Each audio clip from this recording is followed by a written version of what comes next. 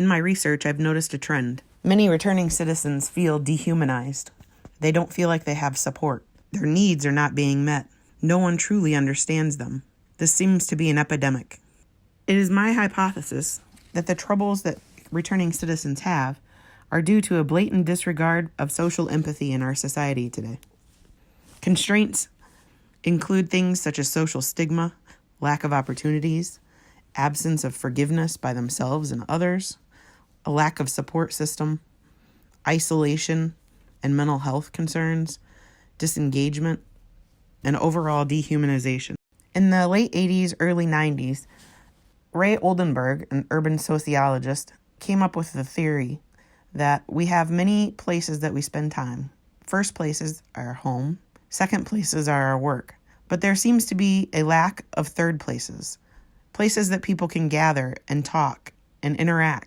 For this experiment, I chose to focus on 4 particular third spaces. I did try a fifth, bars, but interestingly, no one will talk in a bar.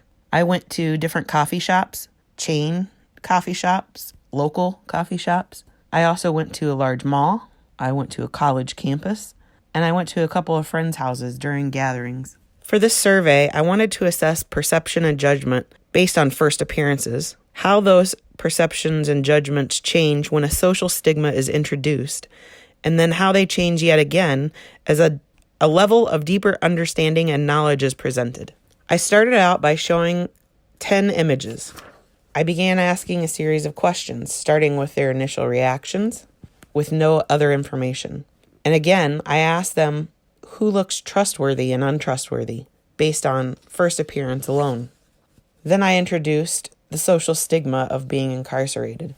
I then began to reveal each individual's crimes or past to give them a deeper level of understanding. After that, I asked several other questions about their appearance and if it surprised them with the crime that they committed, what types of crimes would be forgivable and unforgivable. And then I asked questions about empathy, both of themselves and of society, and why they felt empathetic or not, and what would improve their empathy toward others.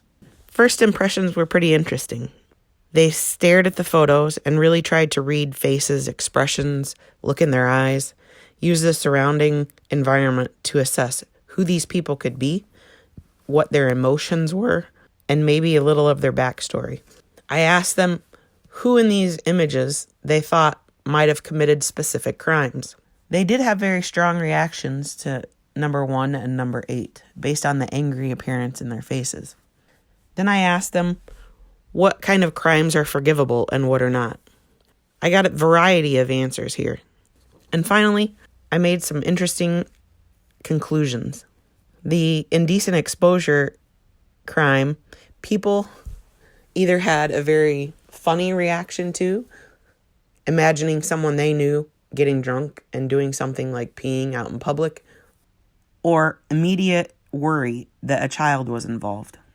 A couple of people were really concerned about the impersonation of the federal officer and the lack of trust in society today, wanting to make sure that people prove they are who they say they are. I also found it interesting that most people themselves really thought that they were empathetic. There were some varying degrees to that, and one person actually admitted they weren't empathetic at all. But all of them believed that society in a whole isn't empathetic at all. It was pretty significant how many people would be willing to give others a chance, but they needed knowledge in order to do that. They needed to understand the situation. And finally, I found it interesting that there were a huge number of people who absolutely refused to do a survey. One lady told me that she didn't speak English in perfect English. Several others were remorseful. I apologize, but I'm meeting someone, or I'm getting ready to leave. Many just said no.